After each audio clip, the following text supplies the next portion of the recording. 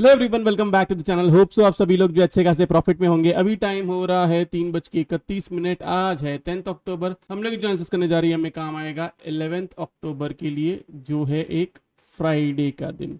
Hope so आप सब लोग ने अच्छा खासा प्रॉफिट कमाया होगा। मैंने आपको क्लियरली टेलीग्राम पे कहा था कि आपको 25 के अबाव बाई साइड में रहना है एंड बैंक निफ्टी में 51,200 बाई साइड में रहना है। ऊपर की तरफ आपको टारगेट जो है वो 51,500 और 51,800 पकड़ना है। निफ्टी के अंदर मैंने आपको कहा था कि 25,100 एंड 25,100 के बाद में आपको 25,200 का टारगेट पकड़ना है। तो इस वाले वीडियो में हम लोग बात करने वाले हैं कि हमने आज क्या क्या ट्रेड लिया था, हमने उसके अंदर हमारा प्रॉफिट बुक किया या लॉस बुक किया। उसके साथ साथ जो भी आपके कल के कमेंट्स में क्वेश्चंस थे या फिर जो भी आपने कमेंट किया था उसका मैं जवाब देने की कोशिश करूंगा। सारे के सारे कमेंट्स जो है टीम ने एक शीट के अंदर डाल के रख दिया हुआ है। ये देखो, इधर है वो शीट और इसको मैंने सेंटर में रख दिया है। एज बहुत लोग कंप्लेन कर रहे थे यहाँ पे मेरा पूरा फोटो वगैरह आ जाता है, पूरा वीडियो आ जाता है, इसलिए मैंने इसको सेंटर में लिया हुआ है। गाइस, एक कमेंट में एक ही क्वेश्चन, एक ही स्टॉक, अगर एक एक जन को जवाब देने लग गया तो फिर सालों साल निकल जाएंगे वीडियो बनते बनते। एक कमेंट में एक ही स्टॉक का क्वेश्चन पूछे, मैं इसका जवाब दूंगा अभी के लिए, लेकिन इसके बाद में आप लोग सब लोग से रिक्वेस्ट है, एक कमेंट में एक क्वेश्चन पूछिए। आपको जो स्टॉक का पूछना है पूछिए, लेकिन अलग अलग कमेंट करके पूछिए। ज्यादा से ज्यादा 2 क्वेश्चन पूछिए। क्या है ना, दूसरे का टाइम आएगा, उसके बाद में फिर आपका वापस भी टाइम आएगा ना। अगर आप ऐसे करोगे और इतने सारे क्वेश्चंस पूछोगे तो बहुत डिफिकल्ट हो जाएगा हैंडल करने के लिए। तो सबसे पहले हमने आज क्या क्या ट्रेड लिए हम उसके बारे में बात कर लेते हैं। हमने ट्रेड लिया हुआ था निफ्टी को, जो हमने बाय किया हुआ था 25,025 के ऊपर, जिसमें हमने जो है 25,120 के तरफ प्रॉफिट बुक किया। बैंक निफ्टी को हमने बाय किया हुआ था 51,080 के इधर एंड उसको हमने बुक किया 51,500 के इधर। देन हमने निफ्टी को फिर से बाय किया हुआ था, इसको हमने एंड में बुक किया 24,980 के इधर। एक्चुअल में बुक नहीं करता तो भी प्रॉफिट में ही निकलता था, स्टिल मैंने उसको बुक करवा लिया क्योंकि इंट्राडे ट्रेड था।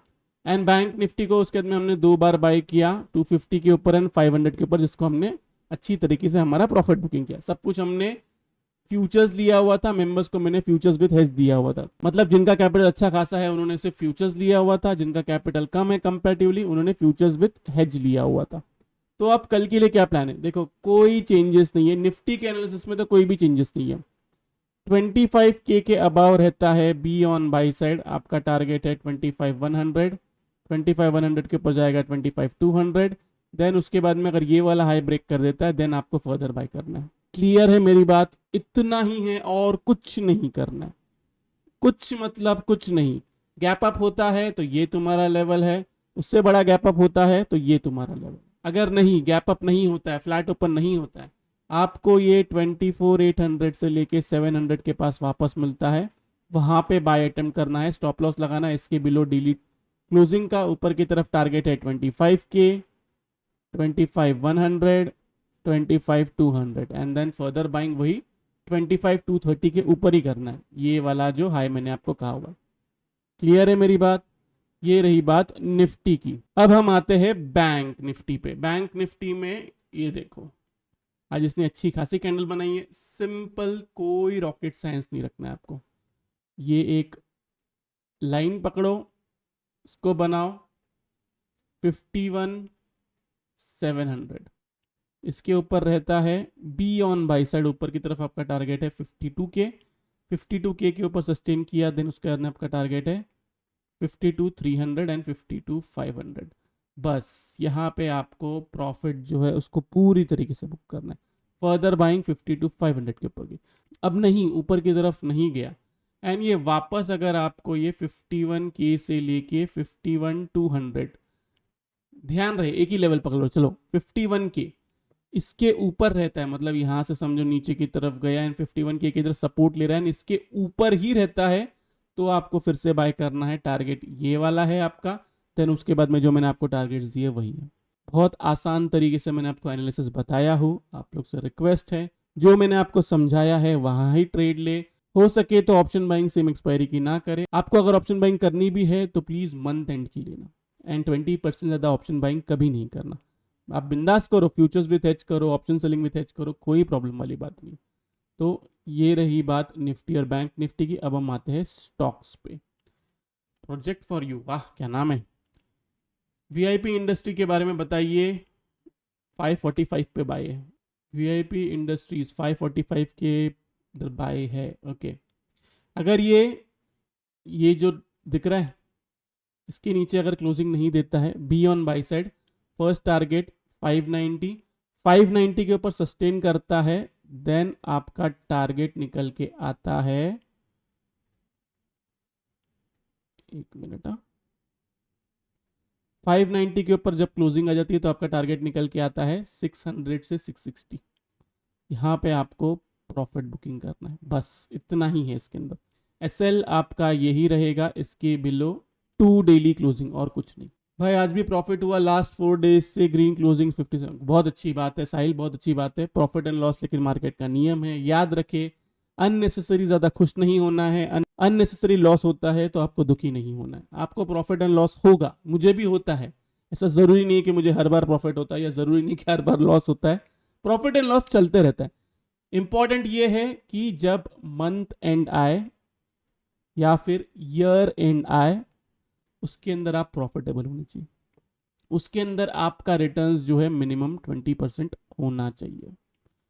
ये मैं देखता हूँ कि ईयरली अगर वर्स्ट से वर्स्ट ईयर भी रहे तो मिनिमम 20% का रिटर्न्स मिलना चाहिए।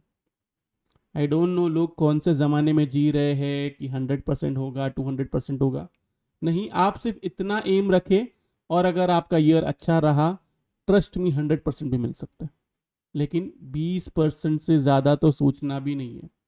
म्यूचुअल फंड ही आपको 12% से 15% दे रहे हैं, 20% से ज़्यादा कभी नहीं सोचना है, ये बात अपने दिमाग में डाल लीजिए सब लोग। अभी नेक्स्ट सबसे बड़ा question, sir I have to add quantities please share करना अगले 6-7 साल के लिए। अगले 6-7 साल के लिए कौन से स्टॉक्स है आपके पास? कोकिंग shipyard, Tata tech, Vedanta, KPI green, HAL. देखो 6-7 साल के लिए तो नहीं बोलूँगा, मैं आपको बोलूँगा ये सारे के सारे स्टॉक्स जो आपके हैं ये 3 से 4 साल के लिए होल्ड रख सकते हो आप, कोई प्रॉब्लम वाली बात नहीं है।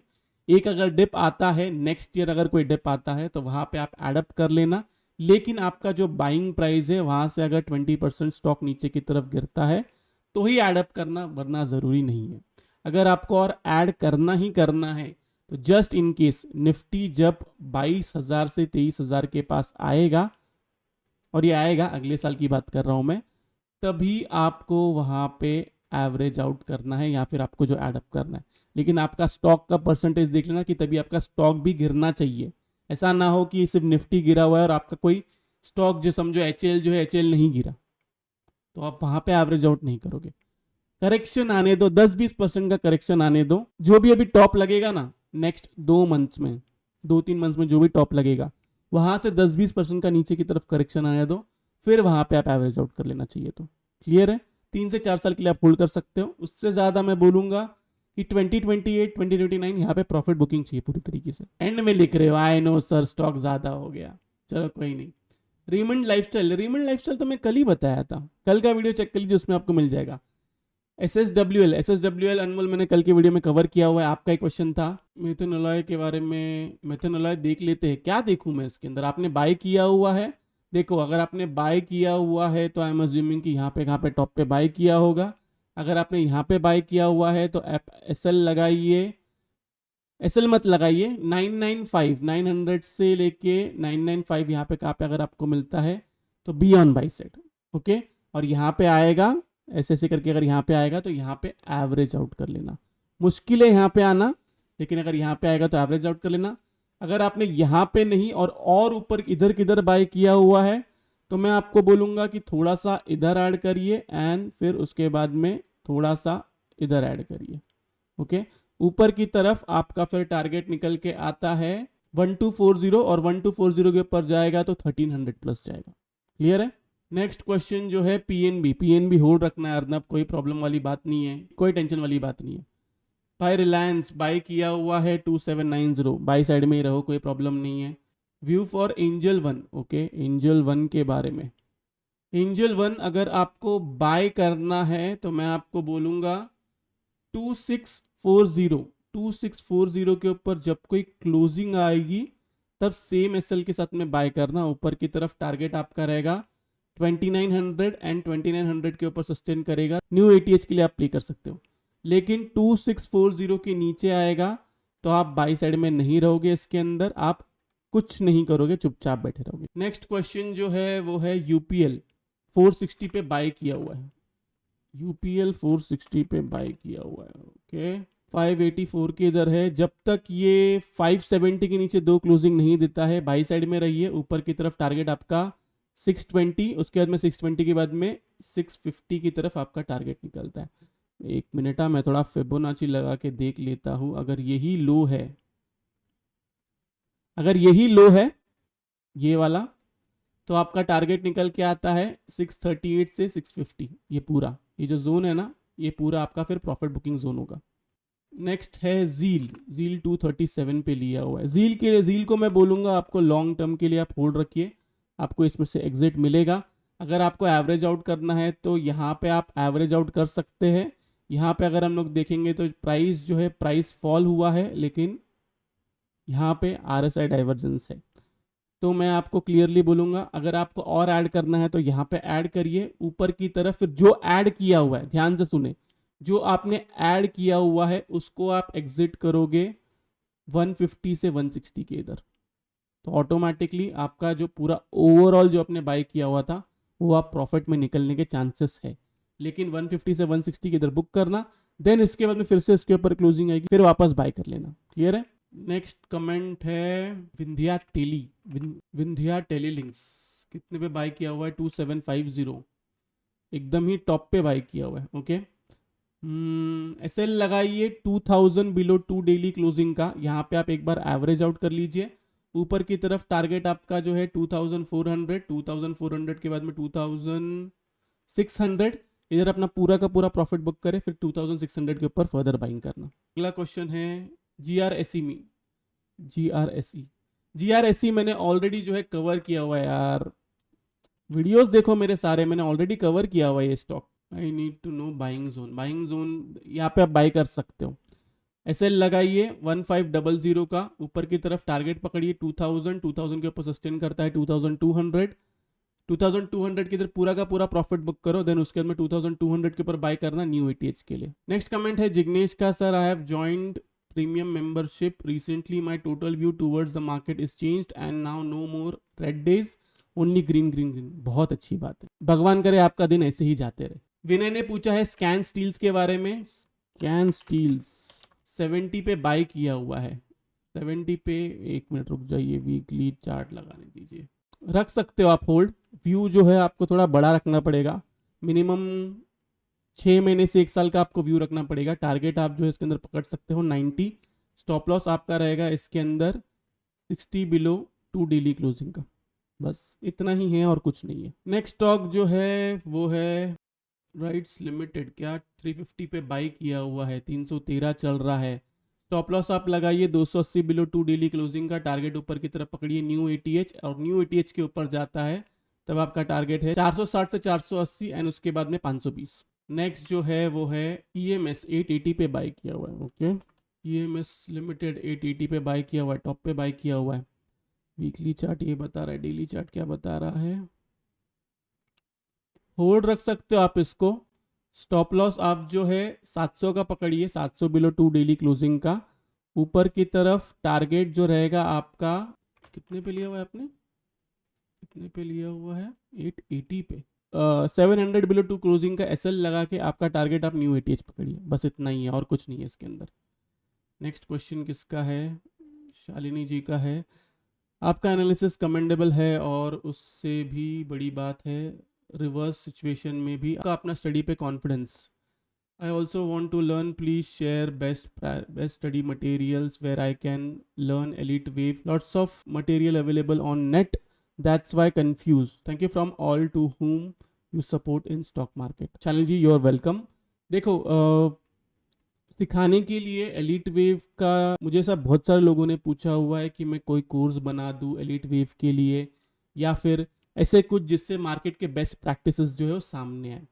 मैंने बहुत कोशिश किया, बहुत कुछ बनाने की कोशिश किया, लेकिन मैंने नोटिस किया है कोई भी कोर्स अगर मैं बना लूँ या कोई भी स्टडी मटेरियल या कुछ भी जो मैं बेस्ट प्रैक्टिसेस में करता हूँ, वो अगर मैंने आप लोग से शेयर भी कर लिया तो वो आपके काम नहीं आएगा।